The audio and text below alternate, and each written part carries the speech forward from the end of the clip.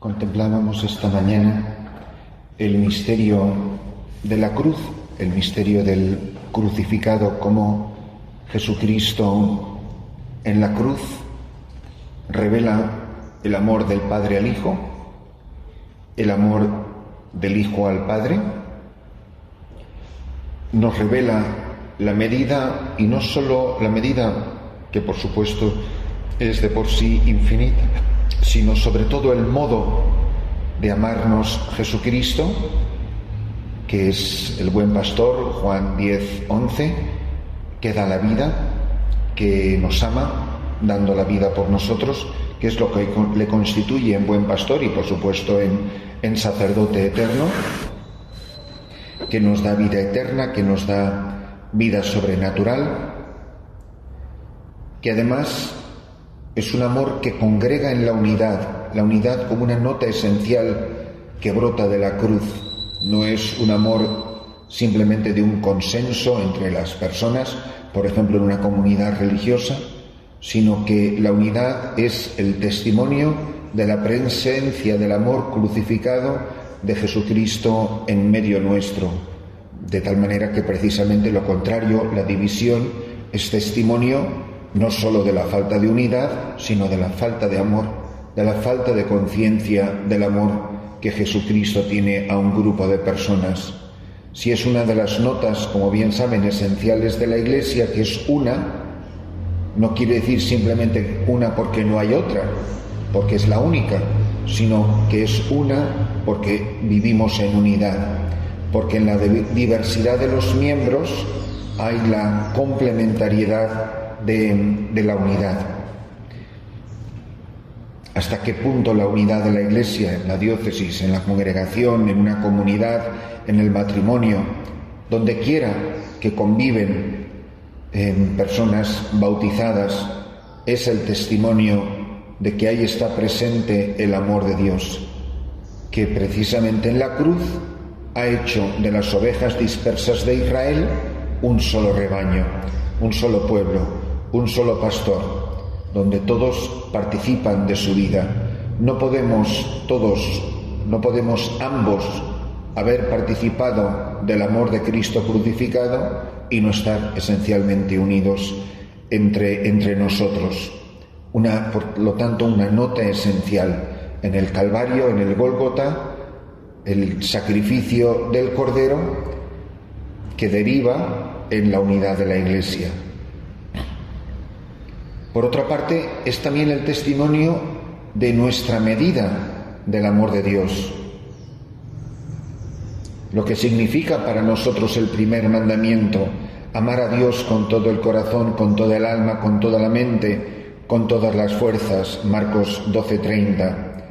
Amarás al Señor tu Dios. Muchas veces yo creo que deberíamos de mencionar con más frecuencia los pecados contra el primer mandamiento. Amarle, pues claro que le amamos, pero es con todo el corazón, con todas las fuerzas, con toda mi mente.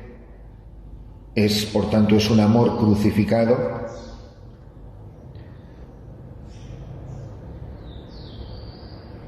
Es decir, que somos capaces, que nos sentimos llamados a amar a Dios, a amar al Padre, en la misma dimensión en que le ama el crucificado.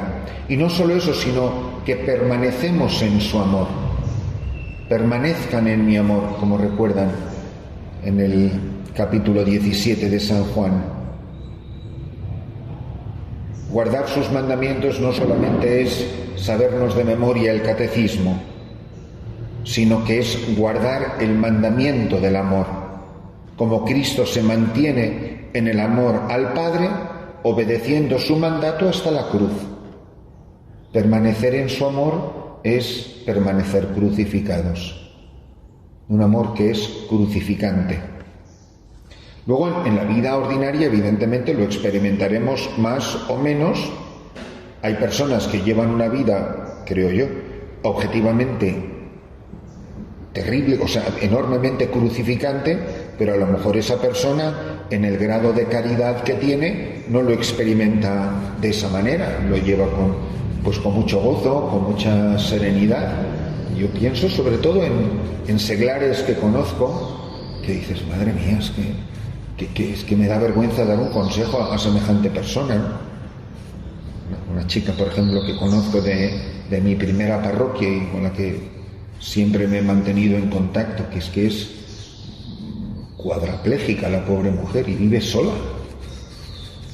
Una grúa para moverse, que permanentemente, es una enfermedad rarísima que no tiene cura desde que nació. Yo la conocí con 14 años y ahora pues tendrá casi la mía, pero tendrá 50 y tantos años. Una chica que vive en Talavera ahora, que vive sola completamente, y es admirable, y la voy a ver y encima te ha preparado el café con magdalenas. Digo, criatura, chico, no, pero es que es usted que viene a verme desde Madrid. Vienes a verme desde Madrid, que lo que te cuesta, por Dios. Está con unos dolores espeluznantes, día y noche así. Mueren sus padres, se queda sola, los hermanos van a verla de vez en cuando. La soledad que pasa esa pobre criatura. Pues pienso en muchas vidas muy, muy crucificadas. Así hemos de amar nosotros, no solo a Dios, no solo a Jesús, amarás al Señor tu Dios, amarás a tus hermanos así.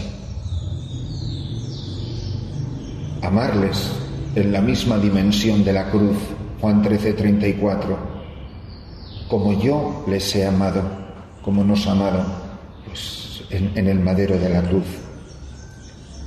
El que quiera aprender sin duda el arte de amar al prójimo y quiera ponerlo en práctica, contempla la cruz, se abraza a la cruz. Es que es de la única manera en que el amor es de verdad, sincero y es fuerte. Como Cristo dio su vida por nosotros, nosotros debemos dar nuestra vida por nuestros hermanos. Primera de Juan 3:16.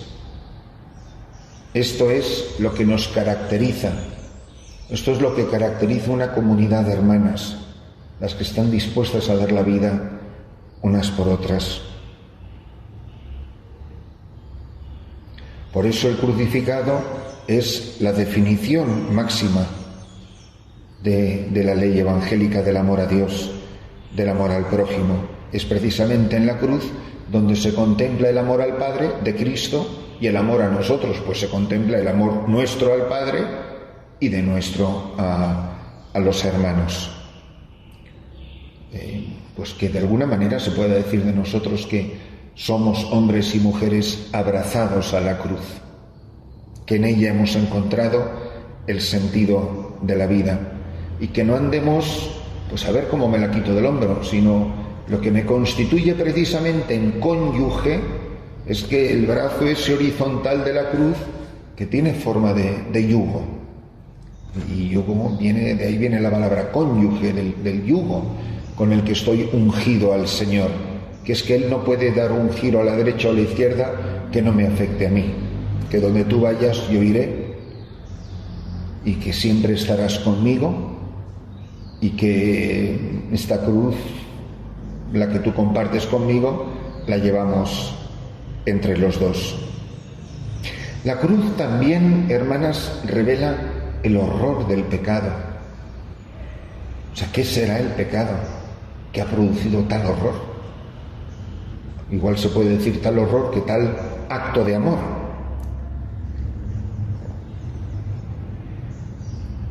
¿Qué será el pecado en nuestra vida que produce semejante entrega, semejante sacrificio? Si alguna vez hemos pecado y nos han parecido que nuestros pecados eran poca cosa y que la vida de cada persona, que la vida humana no era sino una sucesividad de actos triviales, condicionantes, insignificantes, pues que mire a la cruz. Si a mí me parece que lo que yo hago, dejo de hacer es trivial. La gente muchas veces te dice en la confesión, hombre, no tengo pecados graves. La contestación que hay que dar siempre es, querido o querida, todo pecado es grave. Hay pecado grave de muerte y hay pecado grave que te pone en peligro de muerte. Pero nunca hay un pecado que no sea grave. Lo que es grave es mi poca percepción de mi gravedad del pecado. Pero mirando la cruz, que mire cuál es el precio de nuestra salvación. 1 Corintios 6:20. Y de aquí viene también, por ejemplo, hermanas, nuestra indiferencia ante el pecado del mundo, nuestra capacidad de acostumbrarnos a vivir en medio de tanta suciedad y de tanta podredumbre. ¿Cómo podemos creer en la misericordia si no creemos en la gravedad del pecado? Si toda enfermedad es un estornudo, pues tampoco es como para que le hospitalicen a uno. Pero hemos perdido de tal manera la conciencia de la gravedad del pecado que al final lo reducimos a la irrelevancia y por tanto tenemos que reinterpretar el misterio de la cruz, porque no será que murió en una cruz por una cosa tan irrelevante, tan trivial. Por ejemplo, cuando dice el apóstol Pedro en la primera carta, 1 Pedro 1:18, que no hemos sido rescatados con plata y oro, con bienes corruptibles, sino al precio de la sangre de Cristo. Y que no pensemos tampoco que ese amor y ese precio Jesucristo lo entregó así por toda la humanidad en general. No, que me amó y se entregó por mí. Gálatas 2:20. Recuerdo una vez en una Pascua juvenil de jóvenes en mi parroquia en República Dominicana, fue maravilloso, y el título que eligieron los jóvenes era simplemente este, para contemplar la Pascua del jueves al domingo: fue por mí. Lo podíamos escribir en todas las paredes de todas las capillas de ustedes. Que a mí no se me olvide, mirando a la cruz, que fue por mí, que con mi nombre escrito en su corazón subió al madero de la cruz, que no es poesía, que la entrega personalmente. Por eso la confesión es individual, si no, pues que se confiese la humanidad, pero no se confiesa la humanidad, nos confesamos cada uno de los miembros de la humanidad. Pues la conciencia de la gravedad del pecado. No se trata de estar continuamente torturándonos y revolviendo el pasado, pero hombre, yo cuando me veo las varias cicatrices que tengo en diferentes partes del cuerpo, pues sí que me ayuda a acordarme de lo que me ha pasado. Por supuesto que la cicatriz es señal de que algo está curado, pero no se me olvida cuando lo veo que fui curado. Y creo que en esto pues a veces somos muy olvidadizos, pero nos pasa también que nos cuesta maravillarnos ante la obra de la misericordia de Dios con otras personas, que nosotros seguimos acordándonos de pecados de otras personas que hace siglos que están perdonados. Pero yo todavía recuerdo su mal, el mal que hizo, el mal que me hizo. Pero tú, ¿te has parado a pensar que esa persona hace tiempo que ha pedido perdón? Y tú te vas a seguir acordando de lo que Dios ya ha perdonado, pero no te alegras con el perdón, sino que estás continuamente revolviendo el pecado.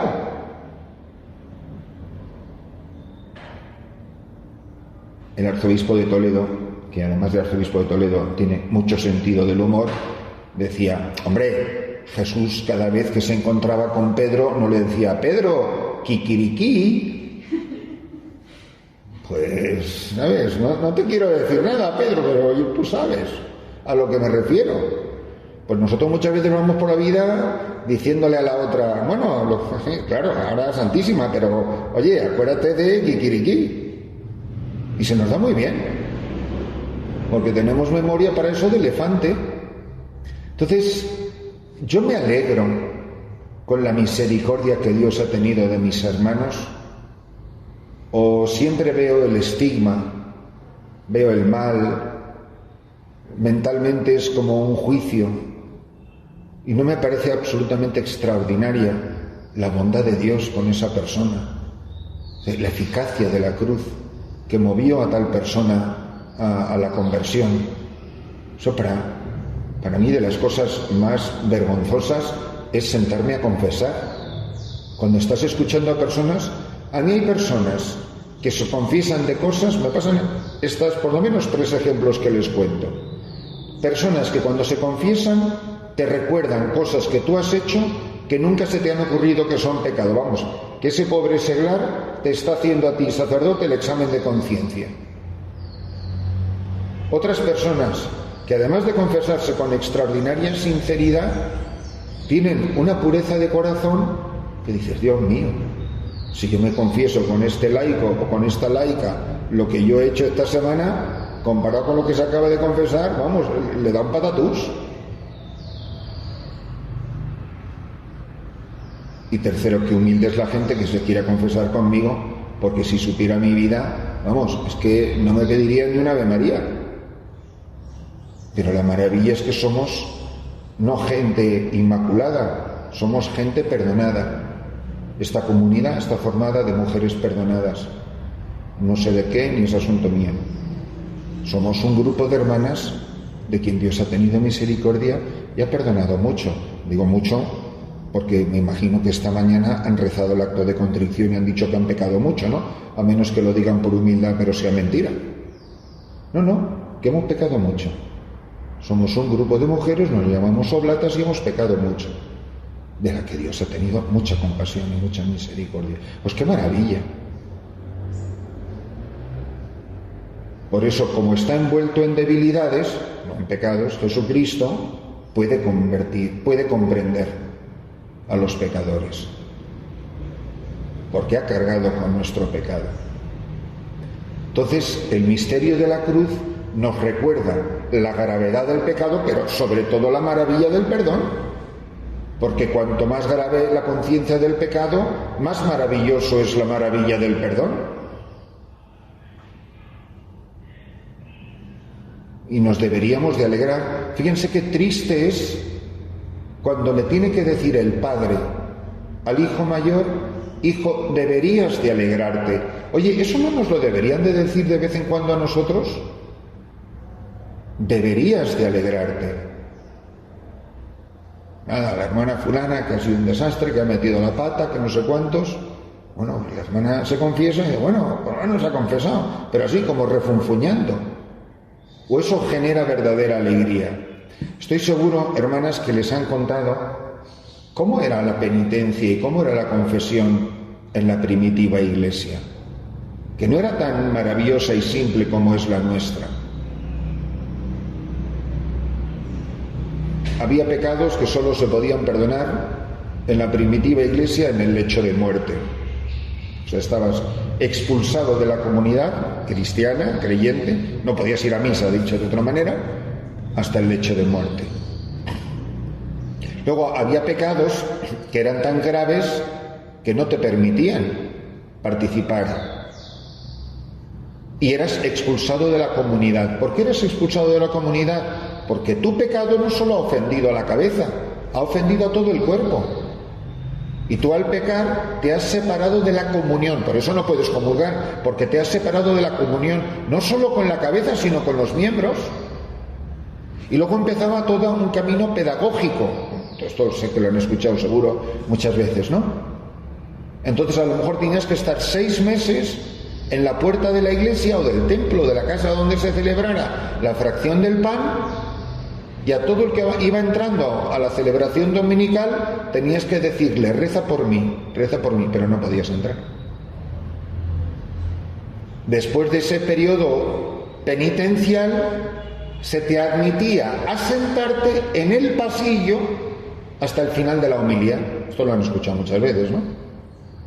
Hasta el final de la homilía, la palabra de Dios, que es una palabra que llama a la conversión, pero todavía no se te admite a la comunión. Y ya cuando la asamblea entera lo decidía, no un asunto privado entre el confesor y tú, que eso viene después de 1000 años, fundamentalmente a través de los monjes irlandeses, se empieza a extender la práctica de la penitencia individual.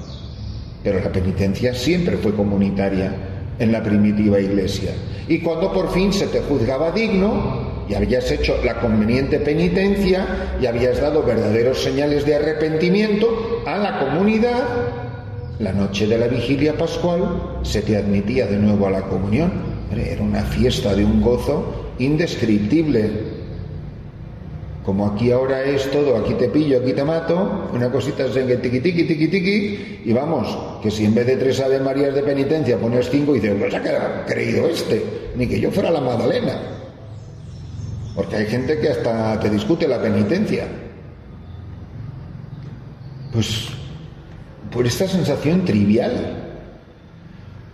Yo, por ejemplo, los años que estuve viviendo en Etiopía, conviví muchísimo con la Iglesia Ortodoxa. Son casi 60 millones de cristianos, ¿no? Se dice pronto. Y tienen su mentalidad es mucho más de Antiguo Testamento que de Nuevo Testamento. Son severísimos. Vamos, yo diría casi cruel. De entrada, ahí no puede comulgar nadie porque todos son unos sinvergüenzas y unos pecadores. Comulgan 5 niños y 4 viudas. Pero ya se asume que todos los demás son unos sinvergüenzas. Y luego cuando te quieres confesar, hermanas, es que las penitencias son draconianas. Luego tienen una cosa muy bonita, es que ellos no tienen los sacerdotes como los tenemos nosotros, que tú vas a la iglesia y te confiesas, pues no. Cada cristiano ortodoxo tiene su Abba, su padre espiritual. Es un padre espiritual de la familia. Y en esa familia cristiana no se toma ninguna decisión, ni los padres, ni los niños, ni la familia, si no es discernido con el Abba, al que tú tienes que mantener económicamente, convenientemente, no faltaba más, que para eso tiene su mujer y sus hijos. Y cuando los matrimonios se van a confesar, se tienen que confesar juntos. Y no piensen cosas raras, dicen, pero ¿no somos una sola carne? Bueno, confesamos juntos. Bueno, anda que si 2 hermanas se tuvieran que ir a confesar juntas. Y dicen, no, ahora la confesión va a ser de 2 en 2. Elige la que quieras y van juntas. ¿Qué es lo que has hecho? Ah, que fuiste tú, ¿eh? Mira tú, y yo solo pensando mal de fulana. Pues se confiesan juntos. No les cuento más costumbres, son cosas increíbles. Por ejemplo, cuando un bebé nace, hasta que se le bautiza, tiene que estar acostado sobre la Biblia. Hasta que se bautiza, nadie puede hablarle al niño, solo Dios. Y Dios le habla a través del libro. Una cosa increíble, tiernísima. Y ves a un niño y digo, la primera vez que fui a ver, la señora que limpiaba mi casa, que era ortodoxa, la fui a ver, se llama Tigist. Tigist dio a luz y la voy a ver y veo un niño con la cabeza, chico, ¿podías poner una cosa más blandita? No le diga, está hablando con Dios. Dios le está hablando al oído. Y así tienen montones de costumbres que son muy llamativas, muy sorprendentes. Tienen más días de ayuno que de comer. O sea, todos los viernes, todos los miércoles. La cuaresma dura 50 días.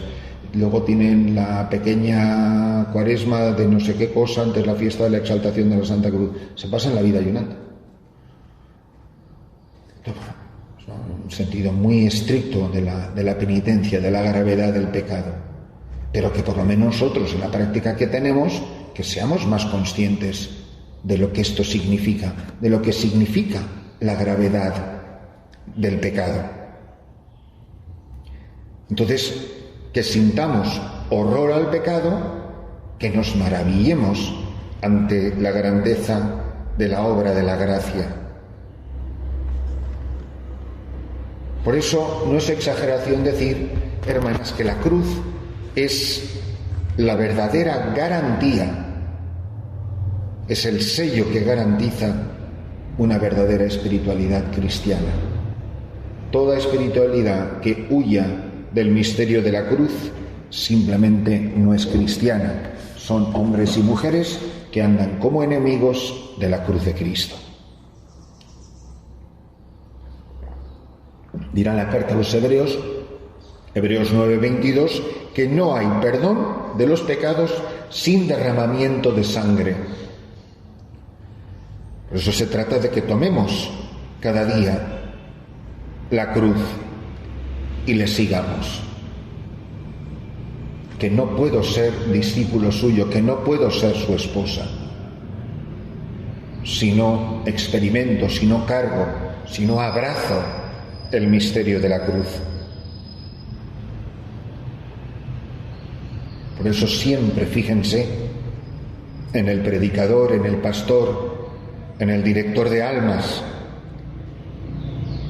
que sea quien lleva la cruz, que enseñe a llevar la cruz, y que quienes están, hermanas, y todos de alguna manera estamos constituidos en autoridad, que seamos maestros con la vida antes que con la palabra, de que estamos llevando la cruz, y una cruz pesada.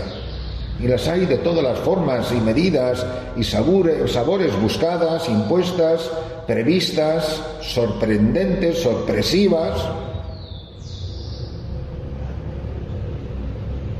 Tengo un amigo en México que estudió con nosotros en Toledo, mayor que yo, una eminencia sobre todo, vamos, a muchas cosas en teología, pero de manera particular en arte sacro, y diseña iglesias que son rarísimas, a mí me parecen rarísimas, pero pues soy un analfabeto en esas cosas. Y en una capilla de reparación al corazón de Jesús que tiene una forma rarísima la iglesia, pero en el frente, lo que ve el presbítero desde el altar mirando hacia atrás, es toda una serie de cruces con vidriera, pero todas no tienen nada que ver, no tiene armonía ninguna, no tiene simetría ninguna, todas completamente diferentes, y yo, vamos, como señalándole lo obvio, decir, oye, fulano, ¿y eso? Mira, cruces grandes, cruces pequeñas, cruces no sé qué, y se me queda mirando y dice, ¿tú conoces dos personas que tengan la misma cruz? Es que no hay dos cruces iguales, me dijo. Las hay pequeñas, las hay grandes, las hay muy bonitas, las hay que tienen mucha armonía, las hay grotescas, las hay chatas, las hay... Así es la cruz. Dice, eso que tú ves ahí es como es la cruz de verdad.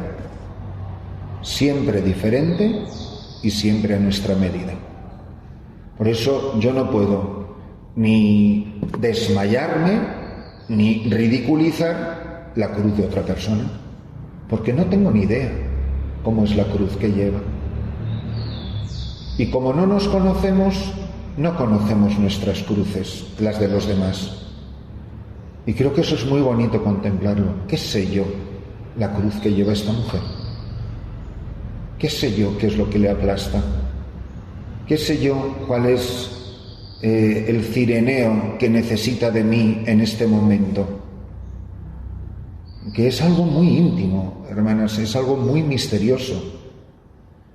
A veces la cruz pesa mucho más en el pensamiento que en el hombro. A veces pesa mucho más en el corazón que en la carne. Y eso es lo que nos hace completamente únicos e irrepetibles, que la cruz que yo puedo llevar para ayudar a Jesús no la puede llevar nadie. Esa es la mía. Esa es la que a mí y a otros nos va a llevar al cielo. ¿Y qué sé yo cómo es la cruz? Por eso ni envidio ni me horrorizo ante la cruz del hermano.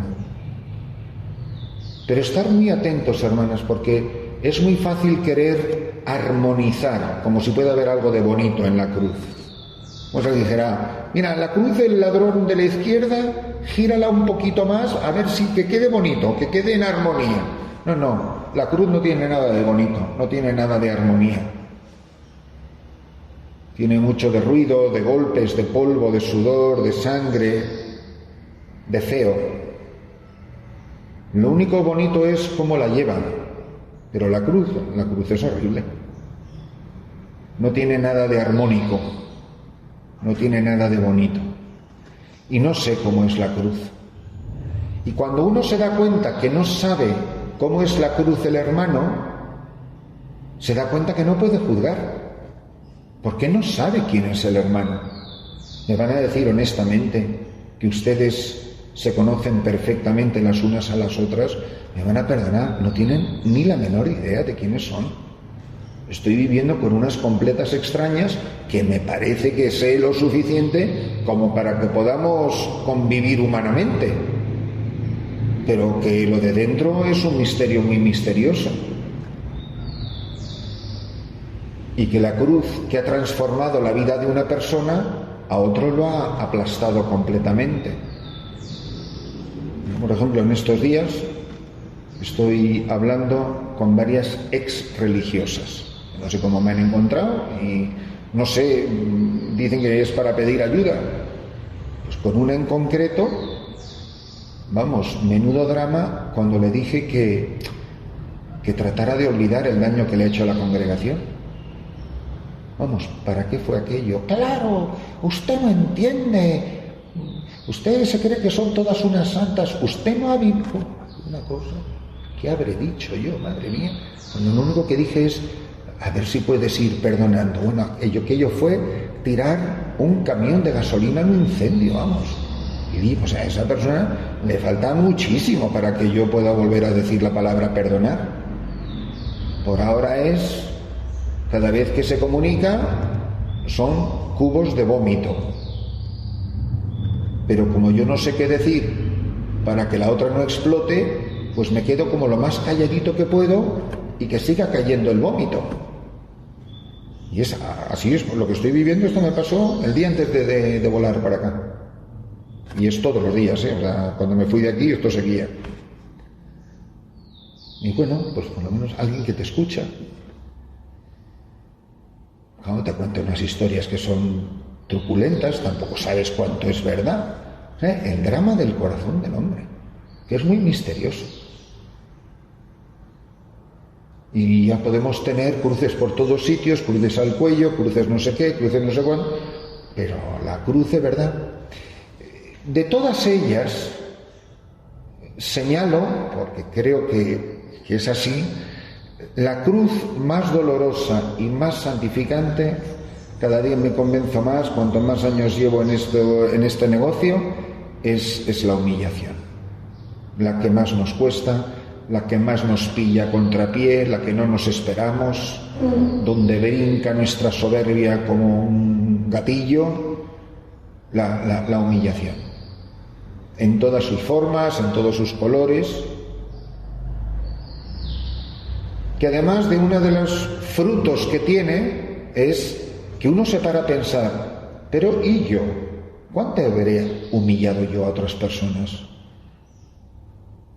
Porque el pobrecito yo me sale que da gusto, pero ¿y yo? No habré humillado a mucha gente.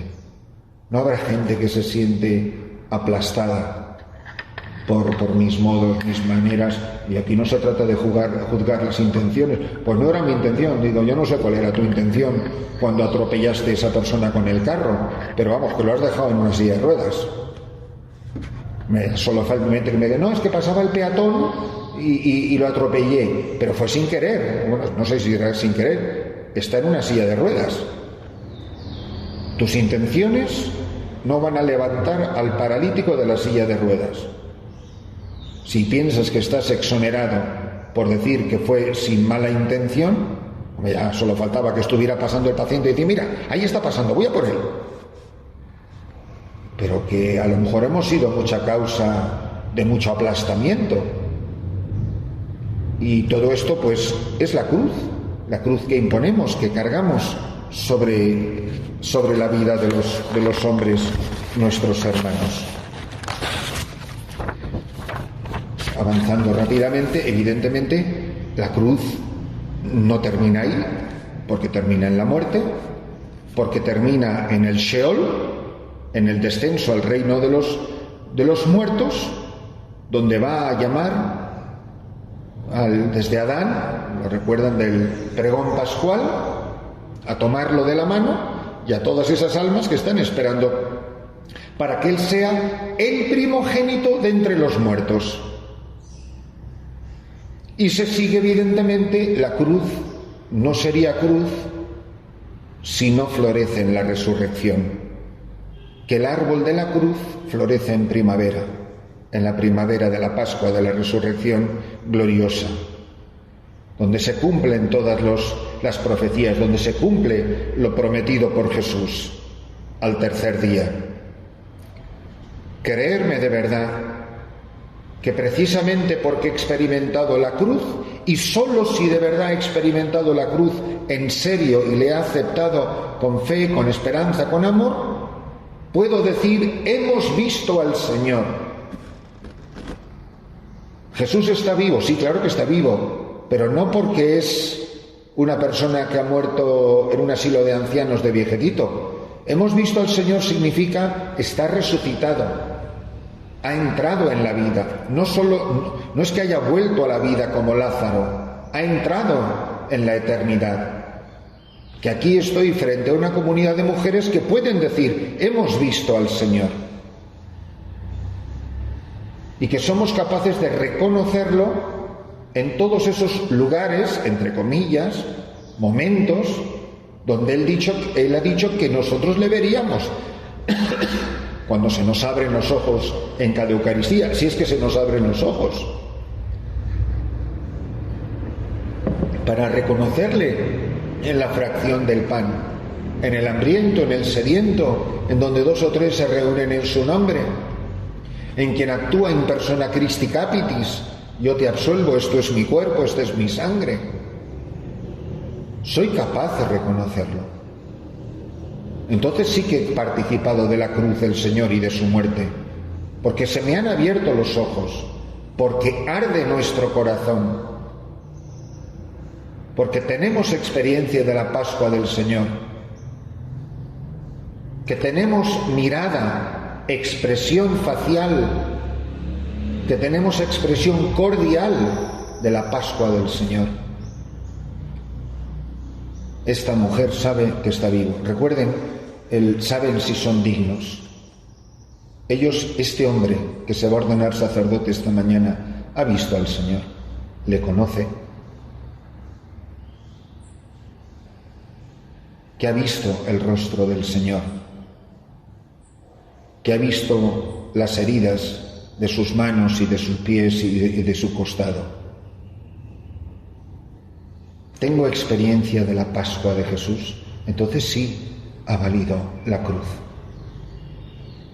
Oh feliz cruz, oh bendita cruz, que me ha hecho experimentar el gozo exultante de la Pascua. Que estas que están aquí son las mujeres del aleluya, son las mujeres de la resurrección, la alegría incontenible de quienes lo reconocen en medio del horror de la humanidad en la que vivimos. Son capaces de ver las huellas, los signos, las pistas de la resurrección. O soy una pobre Magdalena arrasada en lágrimas porque se han llevado al muerto y no sé dónde lo han puesto. Y hay mucha gente que vive así la vida religiosa y el sacerdocio.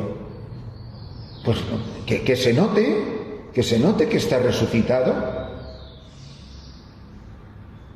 Entonces, todo esto tiene que hacernos pensar y revolver en nuestro corazón si de verdad se nota en mí la alegría de la Pascua. Que esto es de lo que hablamos, de que el Señor está vivo, de que está resucitado, que no puedo no hablar de la Pascua de Jesús y que veo los signos de su resurrección en las personas que van cambiando de vida.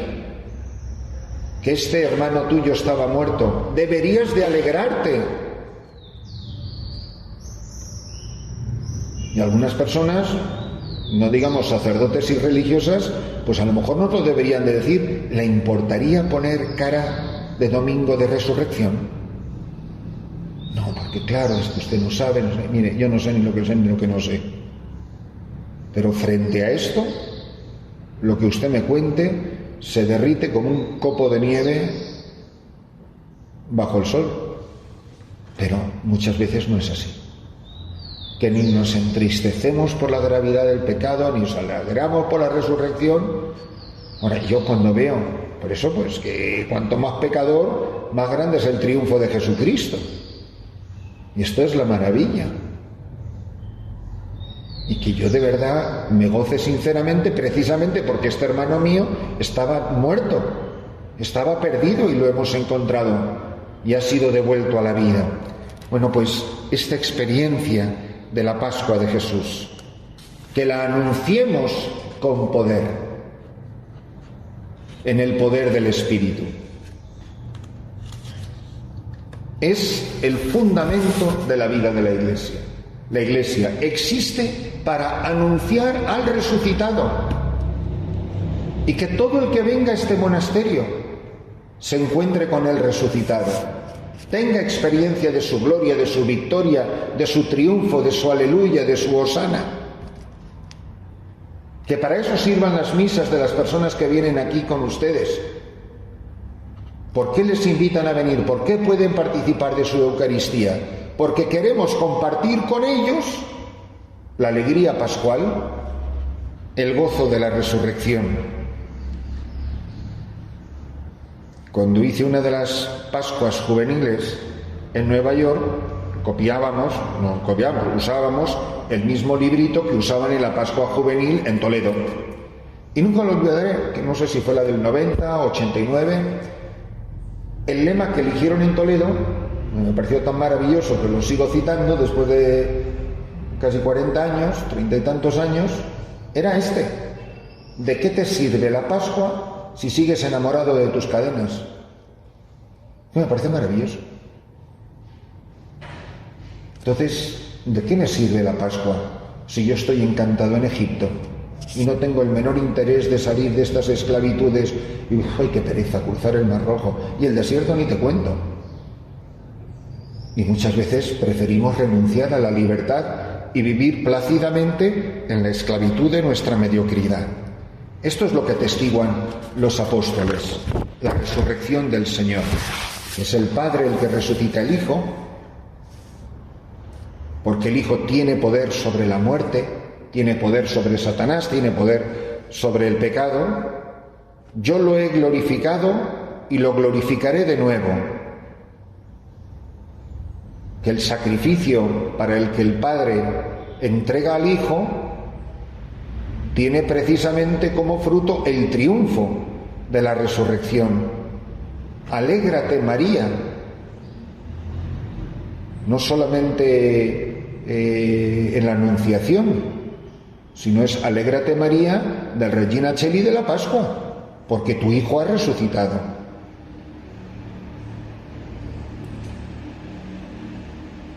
Bueno, pues después contemplamos la ascensión a los cielos como fruto de la cruz, pero asciende con su carne perforada, con las señales gloriosas de la Pascua. Y nos lo recuerda Efesios 4:10. El mismo que bajó es el que subió sobre todos los cielos para llenarlo todo, que nos llevará con él, que vendrá de nuevo en gloria. Recuerden cuando hemos hablado en la oración del Maránata. Viene también, y por último, la experiencia de Pentecostés, que somos una comunidad sobre la que se ha posado el Espíritu del Señor. Me parece una cosa preciosa. Que son ustedes una comunidad pentecostal, que aquí habita y se mueve el Espíritu, que aquí se derrama continuamente sus 7 dones, sus carismas, para el beneficio de la santificación de ustedes y porque ustedes están haciendo presente la acción del Espíritu en el mundo. Ustedes, unidas al Espíritu Santo, engendran a Cristo en su maternidad virginal. Pues no es cualquier cosa, caramba, que el Espíritu Santo está sobre mí. Lo pueden decir ustedes como lo dijo nuestro Señor Jesucristo en la sinagoga de Nazaret. Yo de verdad estoy convencido que el Espíritu del Señor está sobre mí y sobre cada hermana, y está haciendo maravillas en su vida y está renovando la faz de la tierra. ¿O son palabras que repetimos que apenas si le damos la menor importancia de lo que acabamos de decir? Que estamos sedientos como la cierva de la fuente del agua viva. La fonte, el poema de la fonte es precisamente Pentecostés. qué bien sé yo la fonte que emana y corre. La fonte es el Espíritu Santo. O sea, lean ustedes las obras de San Juan de la Cruz y te lo explican. Aquesta eterna fonte está escondida en este vivo pan por darnos vida, que cuando comulgo recibo al Espíritu Santo. Que la comunión de la Eucaristía es comunión con las tres personas divinas, no solo recibo a la segunda persona, y al Padre y al Espíritu Santo. La comunión es un acto trinitario, si no serían tres dioses. Bueno, pues que recibo al Espíritu Santo, pues que se note que vive en mí, que actúa en mí. La Iglesia, que somos ustedes y yo, somos la carne, la visibilidad del resucitado. La Iglesia es la carne de la acción del Espíritu Santo. Como el Espíritu Santo unido a María engendra a Cristo, el Espíritu Santo aleteando, habitando, moviendo, cubriendo con lenguas de fuego a la Iglesia, engendra a Cristo y salen por los caminos de este mundo disparados a anunciar el Evangelio de la conversión. Es lo que pone en marcha la Iglesia. Miren, la expansión misionera, me da igual, de una diócesis, de la Iglesia entera, de una comunidad religiosa, activa, contemplativa, cuanto más la veas en actitud de expansión, ahí está el Espíritu Santo. Cuando veas, eso se está secando como una pasa. Y a mí es una de las cosas que, igual que le veo muchísimos defectos, porque anda que no veo los míos, pues a la Archidiócesis de Toledo, es que es un fenómeno que es que no existe en la Iglesia Católica. O sea, yo no puedo olvidar el orgullo con la última vez que he hablado con don Francisco por teléfono, que hará, no sé, no llega un mes. Pues, lo divertido de hablar con don Francisco, que se le olvida preguntarte que qué tal estás. Digo, oiga, que le llamaba. Normalmente cuando llamas es para contar algo, ¿no? No tampoco va a preguntarle, don Francisco, ¿qué tal está usted esta mañana de salud? Pues no. Pero él está tan entusiasmado con las cosas que hace, porque no para, porque es como una lagartija evangélica, que te empieza a contar un montón de cosas. Bueno, estaba tan emocionado que acababa de empezar el curso del seminario, que habían entrado casi 25 nuevos seminaristas este año en San Ildefonso. Y claro, y te está contando, que te dice, además, fue genial, me dice, somos mucho más, que no hablen tonterías, que somos mucho más que el seminario de Madrid. Bueno, para él es lo más, porque además son unos tramposos, porque suman los quicos, luego suman los no sé cuántos, claro, así claro, ya, que suben a la cocinera. Y me dice ya en el colmo de la exaltación, pero es verdad, somos el seminario con más seminaristas de toda Europa. Y somos la diócesis con más curas en misiones. ¿No habrá una correlación, hermanas? ¿No habrá algo que ver? La expansión del Espíritu. Porque es que, vamos, fue una explosión nuclear Pentecostés. Porque es venir al Espíritu Santo. Y aquellas gallinitas cobardes y escondidas con las puertas cerradas por miedo a los judíos, pues pies para qué te quiero. Y salieron corriendo por toda la cuenca del Mediterráneo. Y bueno, porque no sabían que existía América, que se creían que Galicia era Finisterre. Pero vamos, que si les dicen que existe el Perú, hubieran llegado aquí. Y vamos, dile a los de la India que el apóstol Santo Tomás no está enterrado en Goa. Pues es que eso es lo que produce el fervor, la pasión, la acción del Espíritu Santo, que brota de la cruz, hermanas, bien llevada. Entonces, muchas veces que los cálculos son muy humanos y que nos falta dejar que el Espíritu Santo lo reviente todo. Reviente toda la lógica, todo el no sé cuántos, y que uno se fíe y deje al Espíritu ser el Espíritu de Dios, que brota de la cruz. De las heridas del costado de Cristo brota sangre y agua. ¿Por qué San Juan no cuenta la institución de la Eucaristía? ¿Por qué no cuenta el acontecimiento de Pentecostés? ¿No le parecía importante? No, es que para San Juan la Eucaristía y Pentecostés ocurre en la cruz. Es la gloria del crucificado. Del costado abierto nace la vida. Entonces, de la experiencia de la cruz, nosotros estamos, en la medida en que nosotros experimentemos y vivamos la cruz de Cristo, se irradia por nuestras llagas la gloria del Espíritu, del resucitado. Eso es una cosa maravillosa, simplemente. Darnos cuenta de lo que esto significa. Y la enorme responsabilidad que tenemos nosotros que sabemos estas cosas. Que hay mucha gente que no tiene ni la menor idea.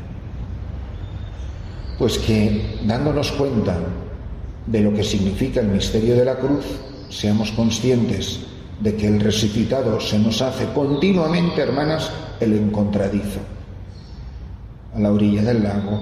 Y fíjense que no suelen ser siempre en iglesias y en templos, pues en un camino, en una habitación con las puertas cerradas. Estaban hablando los discípulos de Maús cuando en ese momento se presenta Jesús, a la orilla de un lago, en cualquier sitio. Es como decir, me vais a ver donde menos lo esperéis, en cualquier sitio me encontraréis. Si tenéis el valor de llevar en la carne y en la vida las huellas de mi pasión, traeréis vida al mundo. La Pascua se revivirá en cada uno de nosotros. Pues creo que de verdad que es algo tan impresionante, tan maravilloso, a lo que se nos llama, a lo que se nos invita, que experimentaremos siempre con muchísimo gozo, pues este deseo de compartir, de colaborar con Jesucristo en la redención del mundo, en que la salvación, que su nombre, que el poder de su gloria llegue a los últimos rincones de la tierra.